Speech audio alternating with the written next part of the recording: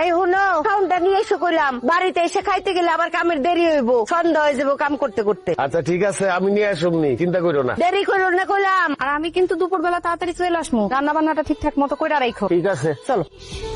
আব্বা এতক্ষণ ধরে চেষ্টা করতেছো, তারপর আগুন জ্বলতেছে না, লাকড়িটা কি ভেজা নাকি? তুই যেই হারে চোখের পানি নাকের পানি ছাড়তেছোস, তাতে লাকড়ি এমনি ভিজে যাইব। সমান অধিকার দিতে গিয়া এখন তো মনে হইতেছে চোখে দেখার অধিকারই হারাই ফেলামো বাপ্পলাই। তাই তো দেখতেছি।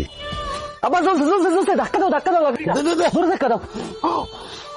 ও ভাবি, আপনি কে? কিস্তি আলি। ভাবি কই? আপনি আলিফের বউ না? হ, আমি আলিফের বউ, কিন্তু আপনার বউ কই? বাপের বাড়িতে গেছে। ভাই আহে নাই, আপনি এসেছেন কেন? আরে ভাই, প্রত্যেকদিন কি আপনার ভাইরই আসতে হইব? তার অন্য কোনো কাজ থাকতে পারে না? শরীর খারাপ হইতে পারে না? আগামী 15 দিন আমি কিস্তি তুলবো। ভাবি তো 3 সপ্তাহ কিস্তি বাকি, তাড়াতাড়ি টাকাটা দেন। 3 সপ্তাহের কিস্তি রেডি করে আছে, আসেন। কই? টাকা তো ঘরে। নিয়ে আসেন। আরে বাড়িতে এসেছেন, নাস্তা করবেন, কথা বলবেন, আসেন তো ঘরে আহেন। মানে কি? কিস্তি 3টা জায়গায় 6টা দেবো, 3টা খাতা উঠবেন আর 3টা আপনার জন্য বোনাস। ও তো বাপের বাড়ি, বুঝেন না? হরামির বাচ্চা, তুই এসব কি কইতাছ? কিস্তি দেবো, আসেন না একটু ভিতরে। তোরে জুতোটা দিয়া পিডামু, তোর কিস্তি আলিফ এসে নিব।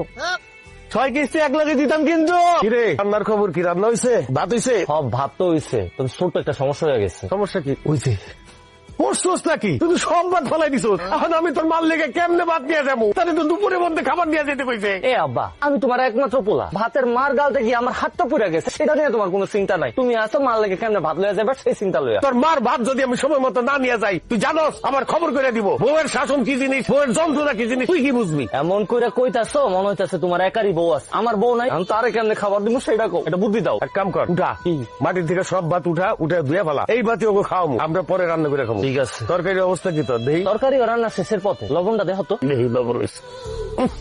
তোর সোস কি? কিসে? লবণই তো দেশ নাই। কি কো, লবণ দিছি তো, খারাপ আবার দিতাছি। দে এবার দেখো তো। দেহি হয় নাই তো, আরো দে।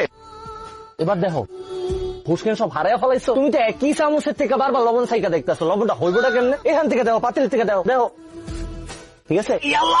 এত লবণ দেয় মানুষ? তুমি নিজেই তো আমার লবণ দিতে কইলা, তাহলে এখন কি করুম? পানি দে, পানি কি করলি তুই? তুই কি এই তরকারির মধ্যে গোসল করবি? এত পানি দেয় কেউ? কি কো আপা, তুমিই তো আমার পানি ঢালতে কইলা। তোর মার সামনে তো আমি মুখ দেখাইতে পারুম না, লজ্জায়। খালি মার কথা লয়ে আইছো, আমি আমার বউয়ের সামনে কেমনে মুখ দেখাম? মারে আমি বুঝাই রাখবো, তুমি চিন্তা করো না। কি আর করবি, এগুলাই দিয়া দে, এগুলা লয়ে যাই। আল্লাহ জানে আজকে কি কবলে আছে। এটাই লয়ে যাও, যা আছে কপালে। হে বাবা বেগম, আসো খাইয়া দাও, আসো আসো। এই বিকাল বাজে 4টা, তুমি এত করে খাও না? একটু দেরি হয়ে গেল, কি করুম কও? খাও। কামাক গেছেন আমার? মোরে কামাক গয় নাই, একটু ঠিক মতো কাম করতে হইব। আমার কাম আমি বুঝুম। আর দুইয়া তুমি আমার সাথে খায় না?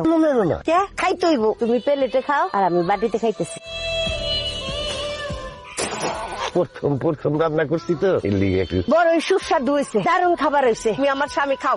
খাও কইলাম, খাও কইলাম, মুখে দাও। আমি বৈশা বৈশা দেখি। হ্যাঁ, সুন্দর করে আমার স্বামী ভাত খাও। খাও খাও খাও। বাহ, তোমার তো অনেক বড় সড় আয়োজন কইরা পুরস্কার দেওয়া উচিত। আমি পুরস্কার পাবো কেন? সেরা রাঁধুনি পুরস্কার। তোমার হাতের রান্না এত চমৎকার হয়েছে, মনে হয়েছে ঢাকা সোনারগাঁর হোটেলের খাবার খাইছি। রান্নাটা খারাপ হয়েছে দেখে আমার এমনি করে খোসা না দিলেও পারতাম। মনে হইতাছে তুমি একেবারে কাজ কাম করে আজকে উদ্ধার করে ফেলাইছো। তুমি যে কিস্তি উড়াইতে গেছো, কয়জনের কিস্তি উড়াইছো? মাত্র 3 জনের কিস্তি লিয়ে বাড়িতে আইছো। প্রথম বুঝতে সবার একটু সময় লাগে। ওইটাই আমারও আজকে প্রথম দিনই আসছিল, ওই কারণে রান্নাটা একটু খারাপ হয়েছে।